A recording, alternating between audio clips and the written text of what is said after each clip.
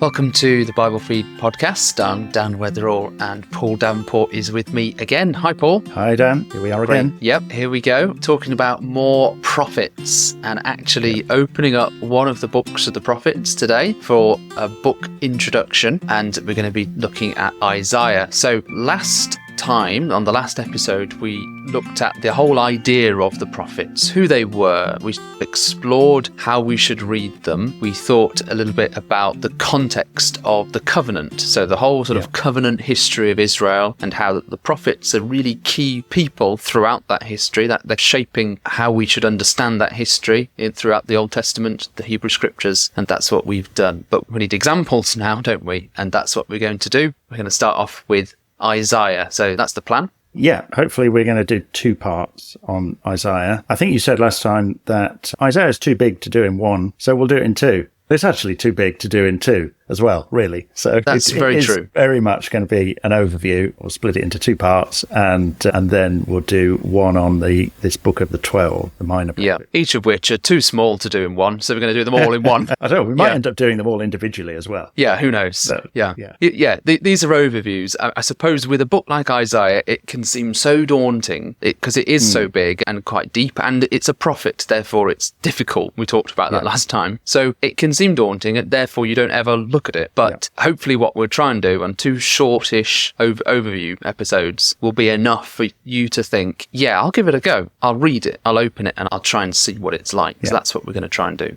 And I want to remind the listener of the model that you proposed of how to get to grips with, or maybe just help understand how what we're reading. You gave us a 7-part model with a 7-part acronym, which was, in Red Wellingtons, I played rhythm and blues, I think. That's the one, Brilliant. Now, okay. At least it's easy to remember. So what I was trying to highlight was that the writings of the prophets, we can categorize the content of what they're doing into sort of seven types of message, 7 types of things captured in that memorable phrase. And so the first one was about the prophets calling out the injustice and the idolatry, often going with unfruitfulness of the land as a result, idolatry and injustice of the people. Secondly, they say, return to God, return to me, and I will return to you, that kind of message. Thirdly, they give warnings of something that is to come if they don't return. And what is to come is captured in this concept of the day of the Lord, but that's got multiple things going on in it. And it's perhaps helpful just to know which part of it a prophet is writing about. And the 4 parts were Israel will be afflicted by a nation, they'll be invaded, attacked. Second part is that nation itself will then be punished for going overboard with what it does to Israel. There's often, in the context of that, a deliverer arises. And then we get to part 6, which is a remnant is restored. And as part of that restoration, there's often talk about blessings coming on that restoration, which bring all nations into those blessings as a fulfillment ultimately of the covenant God made with Abraham. So there we have it, the 7 part. Great. Okay. So we'll be looking out for some of those as we start looking for Isaiah. I should just point out right now, as we record this, there's a bit of a thunderstorm brewing, which feels pretty prophetic. It's the sort of imagery that we get as we read through these things. So we'll see if we get struck down as we go through Isaiah. Okay. But let's start, Paul, with who was Isaiah? Who are we talking about? Yeah, so right at the beginning of the book of Isaiah chapter 1, verse 1, the vision of Isaiah, the son of Amos, which he saw concerning Judah and Jerusalem in the days of Uzziah, Jotham, Ahaz, and Hezekiah, kings of Judah. So there's quite a lot of information there that he's got. His father, his message is about Judah and Jerusalem. So it's that southern kingdom. And it was in the days of particular kings, Uzziah, Jotham, Ahaz, and Hezekiah. It's probably mostly in the last 2 of those, Ahaz and Hezekiah. And therefore, not surprisingly, he's a character that appears in the 2nd book of Kings, where the lives of those kings are described and the narrative about their lives is given. Isaiah appears. He's a prophet. He's a figure that is in and around the royal court. But here we've got 66 chapters of his own writings to go at here. Yeah, okay. A lot there. And interesting, just reading that first verse of the book reminded me of what our last discussion, we talked about high context, and that these things are assumed. It's not particularly high because at the period of the time, they're well-known things, aren't they? But for us, it's very much, if we're not familiar with the background, like the reign of Hezekiah, then we might miss what's being talked about. So they're really, important bits of information, aren't they? So, and it helps us put it into that timeline. So we outlined a very expansive timeline, and that included within it the Assyrian crisis, didn't it? Yeah. Which there was the crisis where the Assyrian Empire was at its height, and that came against the nations of the Levant and came against Samaria, Israel, the northern tribes, destroyed the northern kingdom there, and almost destroyed Judah as well, came very close to it. So Isaiah fits at that time, I think, and it seems like there's a lot going on in terms of prophets at that time. Yeah, and there are a few books of the prophets. Micah in the Minor Prophets is bang in the same period as well as Isaiah. And it's a really dramatic period. There's a crisis of events that take place over just a few years when this Assyrian invader comes and takes away the northern kingdom. So that kingdom's been destroyed. And then the Assyrians carry on south into Judah and Jerusalem. Actually, they take and destroy a lot of the cities and towns in the land surrounding Judah, in the kingdom of Judah, and they besiege Jerusalem. They lay siege to Jerusalem. And it's like there's some imagery in the Psalms, actually, about it's to the neck. It's like the Assyrians have got a stranglehold on Jerusalem, and it's about to fall. And it's that level of crisis that it's about to fall. But what we find so for example, in Isaiah chapter 1, you get a little flavor of that in verse 7 and 8.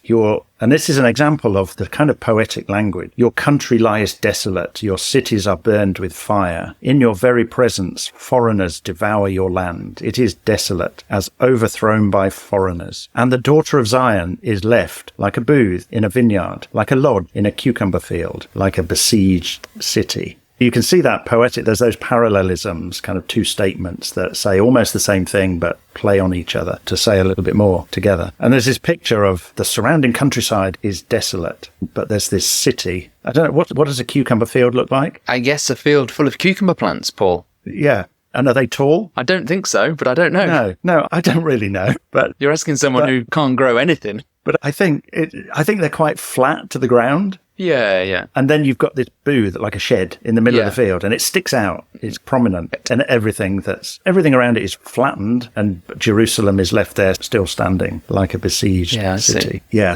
and we find out through the history that Hezekiah at this time, not only is his city about to be taken and besieged by this terrible empire of the Assyrians, but he's really sick and he's about to die himself, and he's about to die with no heir. So it just looks like everything is about to fall for this people of God and their dynasty. And not just the dynasty, Paul, but the covenant as well, thinking about it, because it's the son of Hezekiah. Is there going to be a continuing king, the son of David? Which is the line of David. Yeah. So the covenant is absolutely on a shred, isn't it? And about to be destroyed completely. So very dramatic. So lots going on. I want to just ask you the question about who wrote it. Well, it sounds like we've already asked that.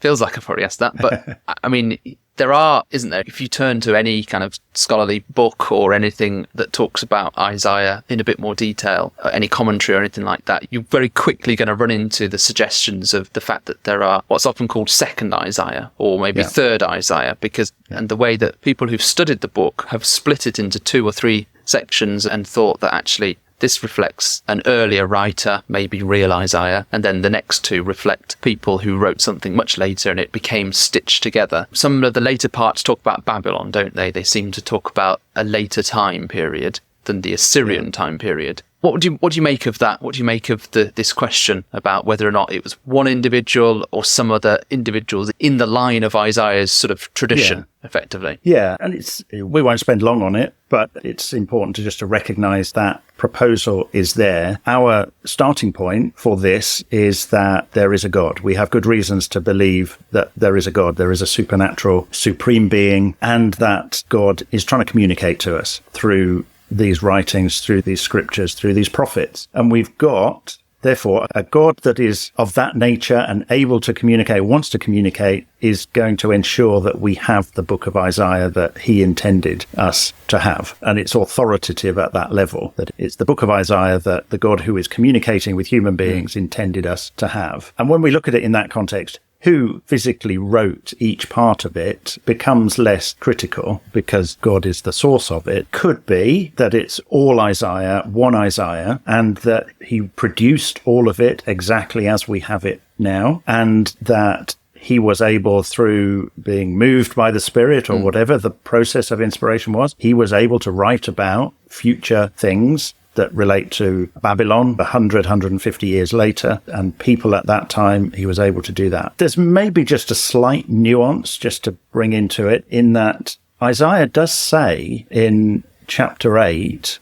around some of the things that he said. So in chapter 8 and verse 16, he says, bind up the testimony, seal the teaching among my disciples. And then goes, I will wait for the Lord. And so there is just this hint that whatever Isaiah produced, whatever he said, whatever was written down, was kept and preserved and passed down through his disciples from generation to generation over the next 100 years or so. And we talked about, didn't we, there's these hints of the sons of the prophets, this community that preserved and kept the writings, and maybe over time put them together and edited them and combined them in different ways that were relevant to their own time. And it could well be that there are writings or things, messages from Isaiah that are picked up by those later generations in the spirit of Isaiah, using the things that he said and making them relevant to the times of the Babylonian crisis, which comes 100 years later. That is a possible explanation. It still means that God is involved in all of that and giving us the writings that he intended us to have. I'll just add one further thing, which is, if it's true that there were two different, or more than two different authors, and their different writings produced at different times have been stitched together to produce the one book of Isaiah that we've got now, there is no manuscript evidence of those separate parts of Isaiah. So there is no kind of manuscript foundation for saying that there were two different books produced at different times, which were then stitched together. And amongst the Dead Sea Scrolls, there is the Isaiah scroll that's very famous, and it's the whole of the book of Isaiah as we have it today. So no one's ever seems irrelevant. Yeah, I think that's important. No one's ever found half an Isaiah as one complete thing. So it's been seen for a very long time as one coherent whole. So that's useful. Okay, it's a little bit like the books of Samuel that we have. Potentially Samuel is a character and potential author of some of it. Who knows? Yeah. For only a short period of time in the book of Samuel, because then Samuel dies, and then the book that bears his name and the second book that bears his name is after his life. But in the spirit of the school of the prophets that Samuel was head of, it seems. So that's for another episode on Samuel. But there we go. Let's park that.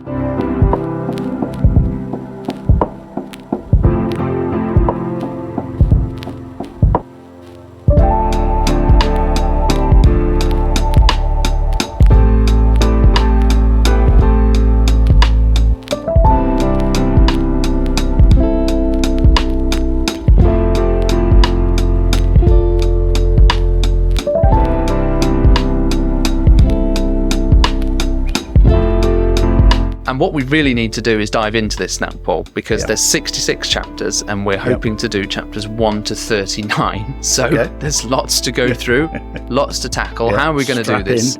And how are we going to, and why are we going to split it at chapter 39, 40? Why that? Yeah. And there is a natural split between chapters 1 to 39 and then 40 onwards. And it's actually the split at which those scholars might say, okay, up to 39 is first Isaiah, but we'll see, I think, when we get into the second section that it's absolutely integrated into the whole. So we're going to go up to chapter 39, but we do need to break it up into sections, these first 39 chapters. And what we'll try and do is just very quickly, from each of the sections from chapter 1 to 39, we'll just take some samples, a few verses. Now, I've broken it down into 7 pieces from chapter 1 to chapter 39. Now, we'll maybe just put a link in the show notes to the sort of chapter summaries that we have of each book of the Bible, and you'll be able to see those sections in that summary for Isaiah. So here we go then, seven sections. So first one is 6 chapters 1 to 6. I've called them prophecies about Judah, but it ends in chapter 6 with a kind of a picture of Isaiah being selected to speak to the people and to the kings of the people. And then we go into chapter 7, and Isaiah does that. He goes and speaks to Ahaz, one of those kings. And there's a few chapters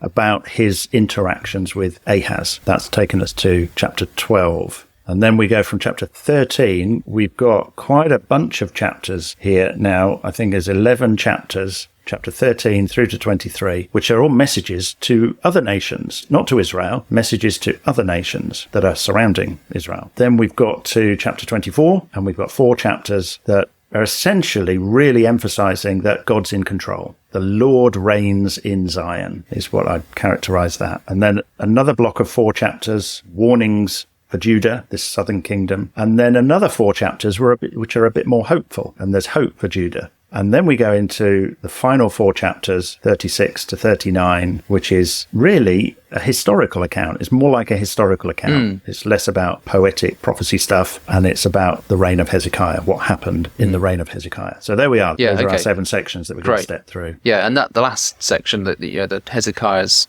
what happened in his life, that's mirrored in the Kings as well, isn't it, I think? So that's some of that section is there. So that helps us root it into that history. Yeah. Okay, so let's go through, like you said, each of those parts of this first section and give us some example verses of what it's generally about, so we just get a sense of it, and we're going to try and work out which of those in Red Wellington's I Played Rhythm of Blues, which of those features we can find. That's what we're trying to do, so we can make sense of it. Yeah. So what types of content? So let's try that, and we'll step through these 7 sections pretty quickly doing that. So part 1, the first 6 chapters, prophecies against Judah. It's got several different parts of those 7 types of content. So chapter 1, verse 21, just as an example of how colourful the language can be, how the faithful city has become a whore, she who was full of justice, righteousness lodged in her, but now murderers. So there's that. And then let's just focus on chapter 2, 3 or 4 verses in chapter 2, Isaiah chapter 2, which says this: the word that Isaiah the son of Amos saw concerning Judah and Jerusalem, it shall come to pass in the latter days that the mountain of the house of the Lord shall be established as the highest of the mountains, and shall be lifted above the hills, and all nations shall flow to it. Many people shall come and say, come, let us go up to the mountain of the Lord, to the house of the God of Jacob, that he may teach us of his ways, and that we may walk in his paths. For out of Zion shall go forth the law, and the word of the Lord from Jerusalem. He shall judge between the nations, and shall decide disputes for many peoples. They shall beat their swords into plowshares, and their spears into pruning hooks. Nation shall not lift up sword against nation, neither shall they learn war anymore. Brilliant. Yeah. That's a good section.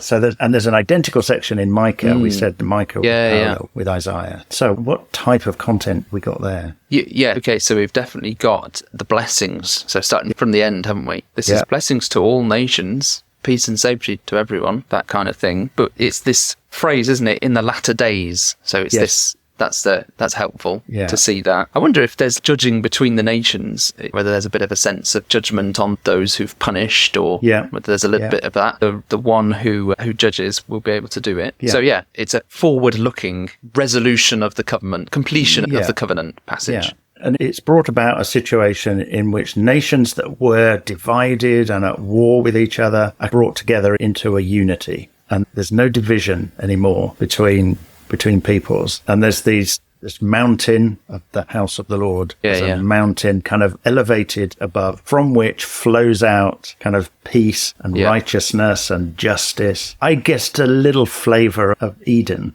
in that description. As well. I think so, the harmony that's there. So it's a good place to start, Isaiah. Yeah. So to have a nice picture of ultimately this covenant is going to result in this, but there's a future, or I suppose a lot that needs to be said between now and then. So shall we jump into the next section that you identified and just see what there is there? Yeah. Okay, so the next section is chapters 7 to 12. So right at the end of chapter 6, Isaiah is appointed to go and speak, and he's sent to Ahaz, and he has these conversations with Ahaz. And so here's some words that he speaks to Ahaz in chapter 7, verse 14. I'm guessing that people will recognize this. Chapter 7, verse 14. Hear then, O house of David, is it too little for you to weary men, that you weary my God also? Therefore the Lord himself will give you a sign. So Isaiah talking to Ahaz, the Lord will give you, Ahaz, a sign. Behold, the virgin shall conceive and bear a son, and shall call his name Emmanuel. So there's another part of the conversation in which unto us a child is born, unto us a son is given. That appears in chapter 9 as well. And the whole context of this sign from Isaiah to Ahaz is that a child's going to be born, and before that child is old enough to eat solids, then the threat to your kingdom from, I think it's from Syria and from the northern kingdom, that threat will be removed. So it's a promise of you're going to be delivered, and the sign of it is the birth of this son, and it's going to happen before he gets to eating solids. Okay, great. So you some famous passages there. That we hear about and we might come across if we read other parts of the Bible, such as the New Testament, like Matthew chapter 1. We might come across this passage being quoted. But what's really important, I think, I suppose what you're trying to say is put this Isaiah, first of all, in its own context. And notice what it's about here. And, about Ahaz and the sign to Ahaz and the sign of... What is it? Is this a punisher, a nation that has been afflicting Judah that is now going to be punished? Is that part of what's happening? Yeah, it's hinting at that, isn't it? That the threat to Israel because of their unfaithfulness and injustice, that God's not going to break the covenant. He's going to remove that threat. And there is this whole debate about the virgin shall conceive. And this word is in the Hebrew, which is alma, which just means a young woman.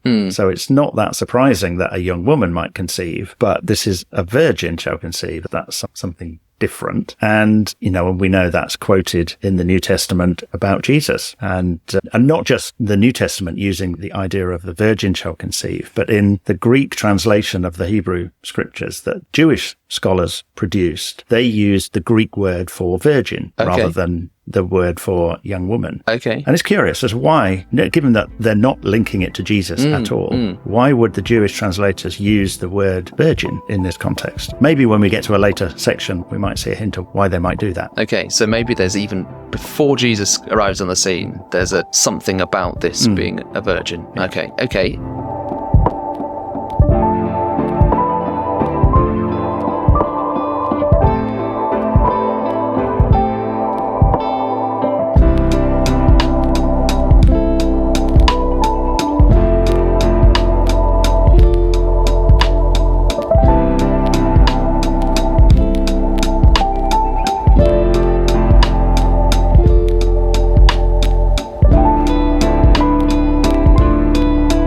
Let's move to the next section. We said we're going to skip through this quite quickly. What have you got for us in this third part? So third part is Oracles Against Nations. So this is 11 chapters of this, 13 to 23, and it's quite hard going, to be honest. But they're oracles against Babylon. So even in this first section, we have pieces about Babylon. Oracles against Moab, which is on the east side of the River Jordan. Damascus, that's Syria. Cush and Egypt, that's down in Egypt, and Sudan, that sort of area, and then Tyre and Sidon. So a whole range of different peoples that are around in the Middle East and relevant to the affairs of Israel. But let's just pick on few verses in chapter 14, which I think is something that we've referenced before in another podcast in a different context. So Isaiah 14, verse 12, that says this: How you are fallen from heaven, O day star, son of dawn! How you are cut down to the ground, you who laid the nations low! You said in your heart, I will ascend to heaven.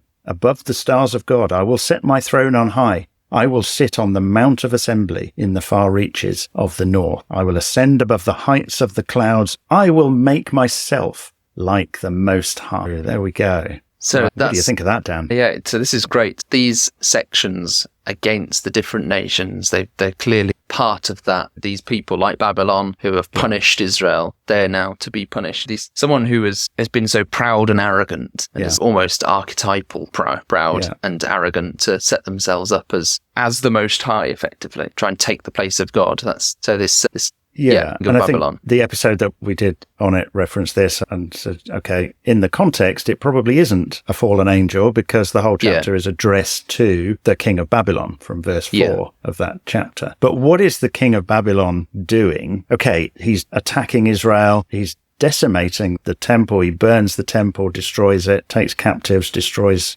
the nation. But although that is part of what God intended for Israel because of their unfaithfulness, he goes way overboard with it. And not only does he do that, he then thinks, do you know what? I'm as good as God. I'm God in this situation. He's elevating himself to this position of being like God. And it's the king of Babylon in this context. But that becomes a sort of an archetype for human authoritative leadership, imperial exploitation, slavery, all of the things that go with that utterly unjust human behavior. So when we say, okay, Israel are going to be afflicted by a nation, but then God punishes that nation for what they do, it is absolutely just. It's an expression of God's justice because of the way that human authority and power manifests itself. Yeah. Okay. So let's move on to the next bit. So where are we going next? So we've gone through all those oracles against nations, and we get to chapter 24, and it's really all about God reigns in Zion. Oh, yeah.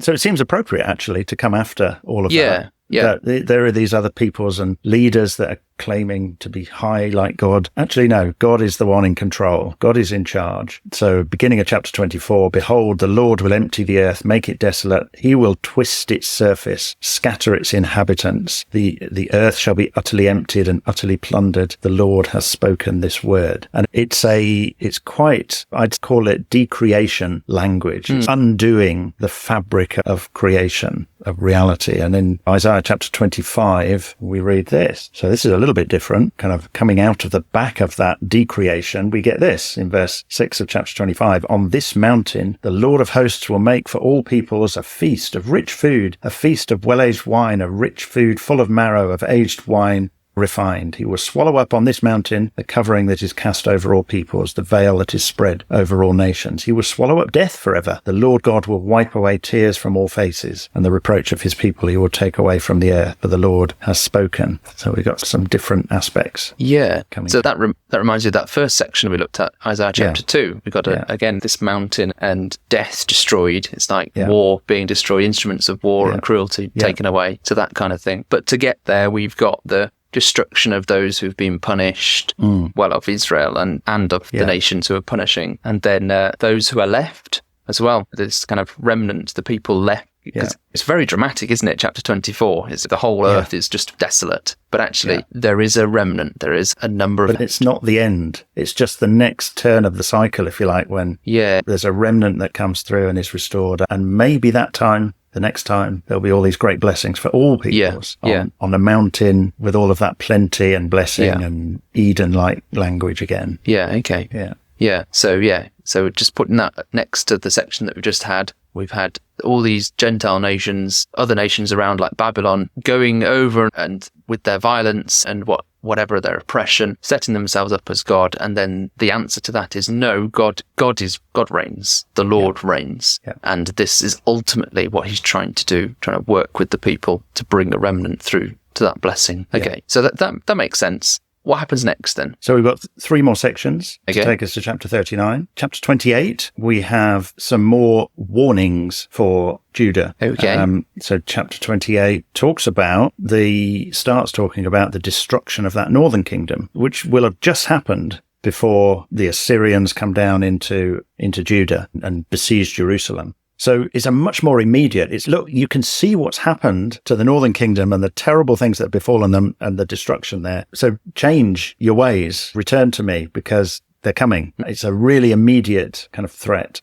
But despite that, verse 14 of chapter 28, therefore hear the word of the Lord, you scoffers who rule this people in Jerusalem, because you have said, we have made a covenant with death, and with Sheol we have an agreement. When the overwhelming whip passes through, it will not come to us. So the people in Jerusalem think, we're fine. We're the people of God. Nothing can happen to us. Therefore, verse 16, thus says the Lord, behold, I am the one who has laid as a foundation in Zion a stone, a tested stone, a precious cornerstone of a sure foundation. Whoever believes will not be in haste. So even though there's going to be some cataclysm, there's still a foundation that remains from which there will be a rebuilding. And that's, again, might be familiar. It's picked up in the New Testament about Jesus as this cornerstone. Isn't it? So even though things look bleak, God's purpose will continue. Yeah, that's an interesting phrase, isn't that? Making a covenant with death. And with Sheol, we've made an agreement. So that's interesting, isn't it? They think that's what the covenant is going to be now, effectively. Yeah, interesting language. Okay, yeah, so that's a warning section. That's the feature of this then.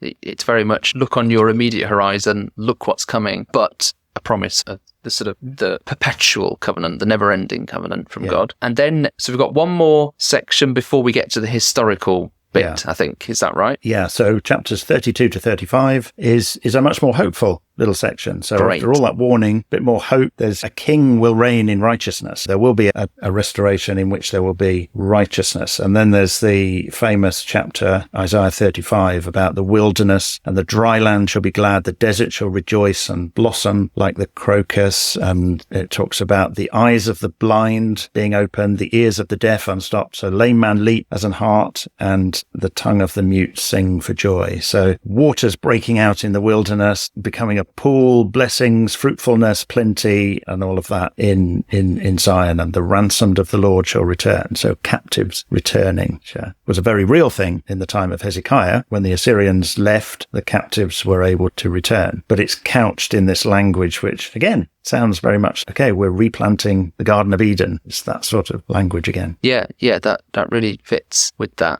Also, the parts of this chapter 35 seems to be quoted, or at least alluded to, in the Gospels about Jesus. And are you the one who should come, or should we look for another? So all throughout, it's really interesting. All these very specific moments in the history of Isaiah and the kings and the reigns of those at that time, but then are taken and used in those different contexts. So that's quite a useful thing to spot. So yeah, very much the blessings in this section. And then we're into the final little section of 4 chapters, which is this. It's not the sort of poetic prophecy, it's history. And it's almost identical to the record in the 2nd of Kings, chapters 18 through to 20. It has a lot of similar components to it. And it's about the history of what happened when Hezekiah was sick, when Jerusalem was besieged, and the Assyrians were inexplicably overcome by something, and they left.